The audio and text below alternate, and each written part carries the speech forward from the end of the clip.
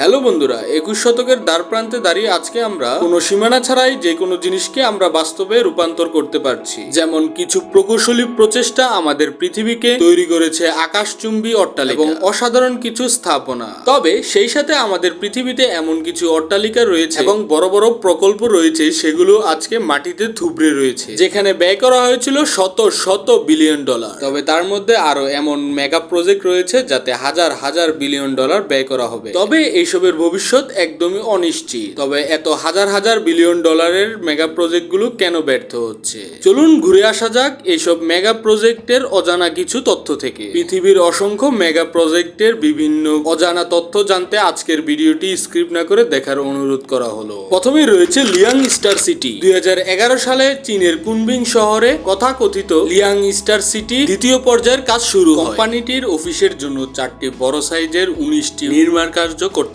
সক্ষম হয়। নির্মাণ কার্য শেষ হওয়ার আগেই এর দায়িত্ব অন্য আরেকটি কোম্পানি নিয়ে নেয়।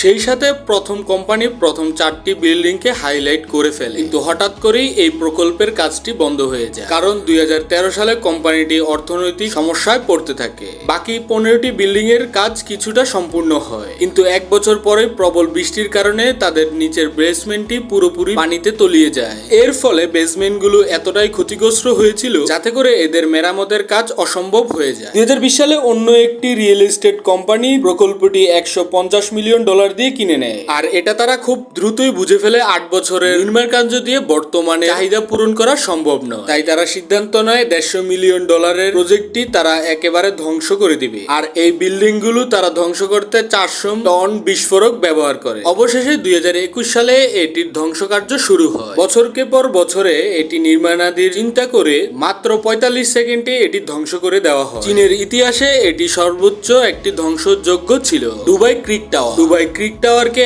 আবার নতুন করে মানুষের সবচেয়ে সৃষ্টির সর্বোচ্চ দালান হিসেবে তৈরি করার সিদ্ধান্ত নেয় দুবাইয়ের শেখরা। অনেকেই মনে করে সৌদি আরবের জেদ্দা টাওয়ারের চেয়ে বড় টাওয়ার বানাতে দুবাইয়ের শেখরা এই প্রজেক্টটি হাতে নেয়। দুবাইয়ের শেখরা চায় তাদের দেশেই থাকুক পৃথিবীর সর্বোচ্চ দালান। জেদ্দা টাওয়ারটি সম্পূর্ণ হলে এটির উচ্চতা থাকবে প্রায় 1000 মিটার। যদি এটা সম্পূর্ণ হয়ে থাকে তাহলে পৃথিবীর সর্বোচ্চ দালান হিসেবে এটির খাতায় নাম লিখে যাবে। তাই দুবাইয়ের শেখরা এটি চিন্তা করে তাদের দেশেই সর্বোচ্চ দালানের খেতাবটি থাকে, তাই তারা এই প্রকল্পটি হাতে নেয়। যদিও 2016 সালে এই মেগা প্রজেক্টের নির্মাণের পরই কাজ বন্ধ হয়ে যায়। বিলিয়ন বিলিয়ন টাকার প্রজেক্ট বন্ধ হয়ে থাকে। দ্য লাইন বিশ্বের সব জায়গায় নগর উন্নয়নের জন্য বিভিন্ন বড় বড় মেগা প্রজেক্ট হাতে নেওয়া হয়। সবাই নিজ নিজ দেশের মেগা প্রজেক্ট গুলো বাস্তবায়ন করার চেষ্টা করছে। সবারই একটি উদ্দেশ্য, একটি স্মার্ট এবং সুপরিকল্পিত একটি শহর তৈরি করা। সেই ক্ষেত্রে সৌদির বাদশাও একটি প্রকল্প হাতে নেয়, যার নাম নিও, ইংলিশে যাকে দ্য লাইন